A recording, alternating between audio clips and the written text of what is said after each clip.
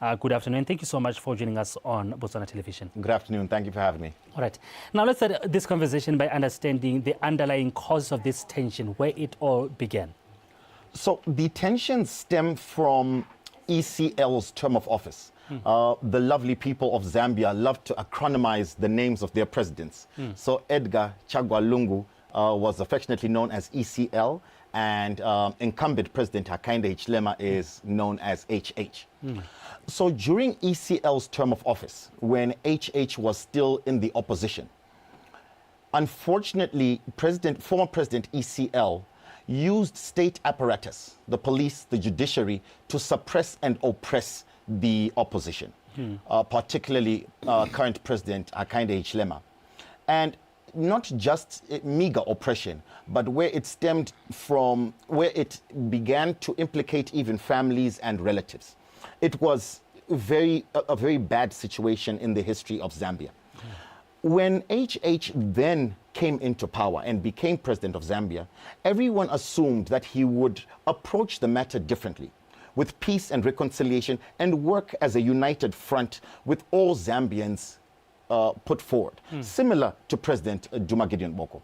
Unfortunately, HH retracted and employed the very same tactics that ECL employed on ECL himself, using the judiciary, using the police to suppress and oppress ECL, who wanted to run for a second term of office with the Tonse Alliance. So, in fact, it became so bad that at one point in time, ECL, former President Edgar Lungu, was not even allowed to leave the country. Which is why it's then been purported that he was traveling on a Zimbabwean passport. But that is heresy. But this is where it mainly stems from. It is a very long-standing political rivalry that could have been avoided if President Hakainde Hichilema had just, taken up on his promise and said, you know what, let bygones be bygones. Let us move on with the peace and prosperity of the Zambian people in mind. All right, but is this ongoing problem a reflection of the political climate on the ground in Zambia? Unfortunately, from my sources in Lusaka, it definitely is. Again, because President Hakainde Hichilema did not live up to the expectations and to his own promises as a reformative leader. A lot of the things that he promised he would be able to do in terms of the economy, in terms of governance, in terms of giving youth a voice, he has not been able to do. In fact, we have seen the Zambian kwacha reduce drastically in terms of its value. We've seen oil prices going up in the country, fuel prices going up, and a major increase in youth unemployment. So you find that even though he was very popular and even though people expected a lot from him, that support base is starting to withdraw, and there are murmurs on the ground that his support is dwindling.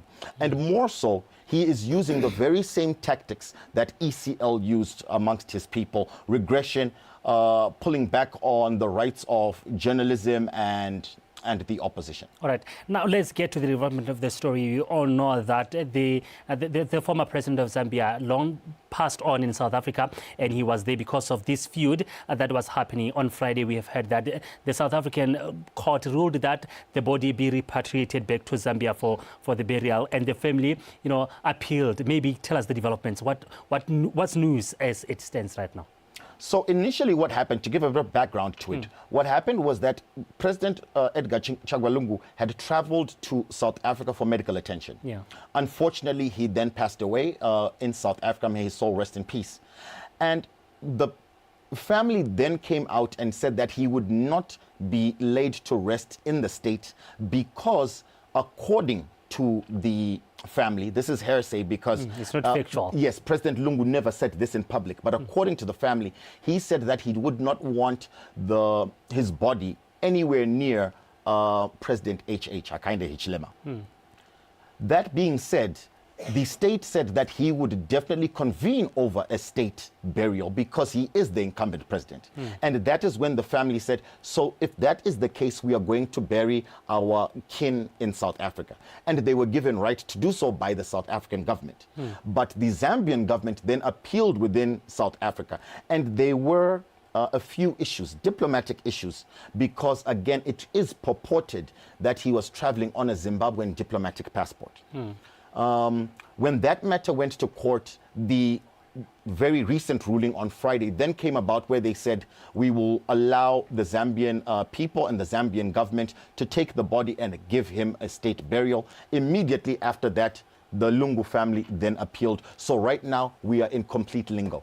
But how many, how may these, tensions, influence the general election that is coming in Zambia in 2026? With all due respect to the deceased, to the dead, Thomas Jefferson once said that the tree of liberty must be watered by the blood of patriots. The death of President Lungu gives an opportunity to any very outstanding opposition member to really pinpoint the misalignment of the current incumbency with democratic principles and the democratic principles that they had said they would bring in. We have seen a lot of irregularities within Zambia right now as we approach elections in 2026, with chief justices being changed and the electoral commission being reshuffled in dominance with the incumbent president and his political party. So it definitely means that, one, we do see a lot of irregularities. There is a lot that's going on that should not be going on, that is adverse to democratic principles. But now it's up to the opposition, again, to water the tree of liberty, to take up the opportunity. And I do think with the murmurs that are on the ground, even though people are really being suppressed and oppressed in terms of being able to let their voices heard, it is an opportunity for there to be a shakeup for election 2026. Do I believe that President HH will lose? Unfortunately, I don't think so. I think his iron grip is already too solid. All right. Now, at one point, we all know that the Lungu'S family has been allowed to bury the former President Edgar Lungu in South Africa. What precedents would it have set in the region? A very unfortunate precedent. You see, once someone has given their life to the public, has given their life to the state, everything that follows that should be in accordance and for the proponents of the state itself. President Lungu served the people of Zambia, and it is only right, regardless of any tensions, of any ill feelings against each other as individuals, it is only right that he be buried in his home place. That is from a diplomatic, from a state side. But even precedent as African people, it is only right that within our tradition and our culture that we be buried within our own territories. Now we understand that the battleground now is South Africa. Diplomatically, may this affect the Zambia or South African relations? To be very honest, again, these are rumors around the rumor mill. I think the diplomatic tensions have actually been avoided because there has no longer been any mention of the issue of the Zimbabwean diplomatic passport that President Lungu was traveling on. This statement did not come about from the media. It was not a rumor per se. It actually came out in official court filings. Then it pretty much disappeared. I definitely believe that Zimbabwe, Zambia, and South Africa sat together and said, this matter can proceed. However, let us exclude the issue of the diplomatic passport. So I think in terms of the diplomacy and diplomatic relations, we can already see that they are being maintained quite well. They have spoken to each other and said, let the matter continue as their right is, but let us not speak of these other things that were happening in the background. More so, the judiciary is an independent arm of the government. It cannot be controlled by politicians. So I think the South African judiciary is merely playing its part as an independent and objective arm of the state, of the executive, and they should be allowed to do what they do. It should not then have any effect on the relations between the two states. What is happening on the ground in Zambia right now because of this feud? It has been happening for almost a month or so right now, that is back and forth. The former president is late, but the funeral has not been carried out. What is the mood on the ground? You earlier on mentioned the issue of a suppression of their voices. What is happening on the ground? It's very unfortunate because you'll find that I have been speaking about this a lot on social media, and you find that there's very little in terms of noise on the ground in Zambia itself. And I think because a lot of people are fearful of being persecuted.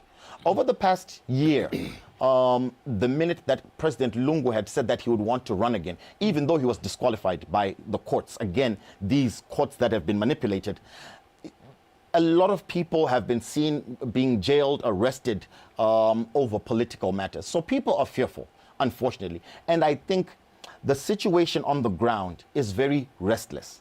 You can tell that there's tension. However, people are not able to vocalize their misfeelings around this because of fear of oppression and repression. All right. Now, where does this matter currently stand? Where would he be buried? Because we are seeing this back and forth, and it is taking a lot of time. We were anticipating that on Friday, at least by the weekend, he will be buried in Zambia, but it's still a standoff even right now. The unfortunate thing is that the family does have precedent in terms of where to bury their loved one. Why? Because of their right as a family and their rights over their deceased. However, at the same time, President Lungu was the president of a nation, and the nation itself has rights over you as an individual. As I had said previously, once you've given your life to the public, once you've given your life to the state, it has to be identified as such. However, in terms of where it actually stands, we are unfortunately in limbo. We have to just wait for the judgment that comes from the courts. But I do feel that the family will not win this one because their main basis of why they do not want the state to bury President Lungu is because they're fearful, or they say that they're fearful that the body will be used for rituals, which is quite astonishing. All right. We see this same connotation in different African countries where the incumbent and the former are fighting over something else. It's not like a smooth sailing when, you know, governments change. What does this say to our democracy as African or Southern Africa as we speak in SADC?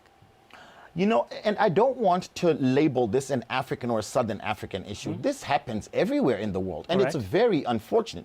We've seen it with Donald Trump, who doesn't stop speaking about former President Joe Biden, about Hillary Clinton.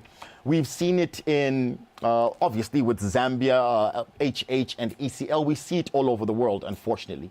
I think a certain maturity needs to be found in our leaders. And I'm very proud to say that our president, Duma Gideon Boko, has been very mature in that manner to say, no, I did not take this seat up in order to rule over people. I came here to serve.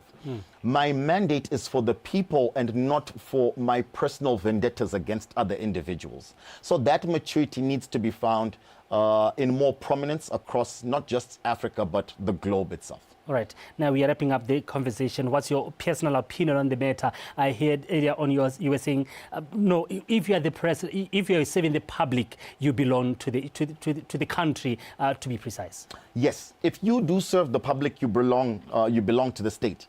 And again, I will reiterate this, that as Africans, we need to give a better light of the type of people that we are to the rest of the globe.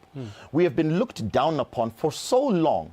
Now, for us to behave in this manner on the global stage, where the sister of former President Lungu is crying on television and crying within the courts and claiming spiritual rituals over a state, is very embarrassing, not just for Zambia, but for all of us as Africans, again, who've been looked down upon for so long. We need to ensemble a sort of respect and dignity. And we've seen that, again, I will restate that we've seen that with our current president, Duma Gideon Boko. And again, that needs to spread across the region and the globe. And that is how we come to the end of this conversation. Malindi, thank you so much for such insights. Thank you for having me again. All right. Now I'm coming right back with the 5 o'clock news.